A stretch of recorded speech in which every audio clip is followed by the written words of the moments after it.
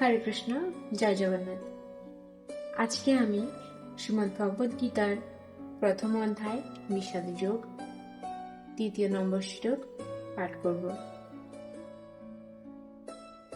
তো বেশি দেরি না করে আমি পাঠ করছি। সঞ্জয় উবাচ, শ্লোক সংখ্যা 3। পশ্যৈতং পাণ্ডুপুত্রানামাচার্য মহতিমুচমুং গূঢ়ং দ্রুপদপুত্রেণ তব শিষ্যেণ ধীমতা। অনুবাদ: হে আচার্য, পাণ্ডবদের মহান সৈন্যবল দর্শন করুন, যা আপনার অত্যন্ত বুদ্ধিমান শিষ্য দ্রুপদের পুত্র অত্যন্ত দক্ষতার সঙ্গে বুহের আকারে রচনা করেছেন। তাৎপর্য: চতুর্কূটনীতিবিদ দুর্যোধন মহৎ ব্রাহ্মণ সেনাপতি দ্রোণাচার্যকে তার ভুল ত্রুটিগুলি দেখিয়ে দিতে চেয়েছিল। পঞ্চপাণ্ডবের পত্নী দ্রৌপদীর পিতা দ্রুপদ রাজের সঙ্গে দ্রোণাচার্যের কিছু রাজনৈতিক মনোমালিন্য ছিল। এই মনোমালিন্যের কারণে দ্রুপদ এক যজ্ঞের অনুষ্ঠান করেন এবং সেই যজ্ঞের ফলে বরপ্রাপ্ত হন যে তিনি দ্রোণাচার্যকে হত্যা করতে সক্ষম এক পুত্র লাভ করবেন।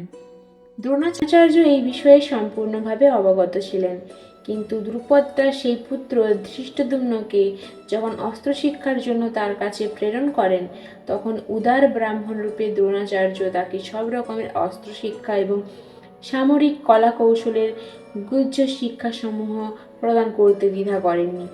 এখন কুরুক্ষেত্রের যুদ্ধক্ষেত্রে ধৃষ্টদ্যুম্ন পাণ্ডবদের পক্ষে যোগদান করে তাদের সৈন্যব্যূহ রচনা করেছেন, যে কৌশল তিনি দ্রোণাচার্যের কাছ থেকেই প্রাপ্ত হয়েছিলেন।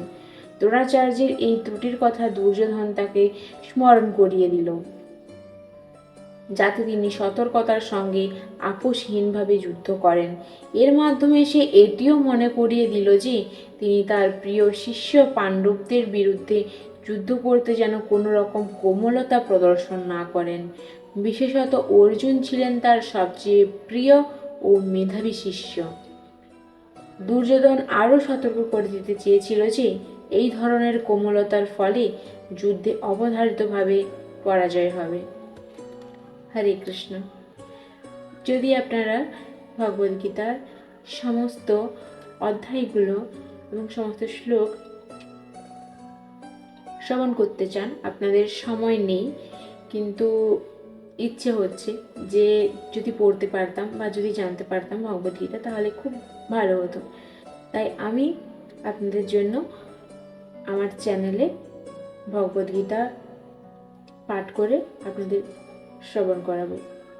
যদি আপনারা শুনতে চান তাহলে অবশ্যই আমার চ্যানেলটি সাবস্ক্রাইব করে রাখুন। হরে কৃষ্ণ। এই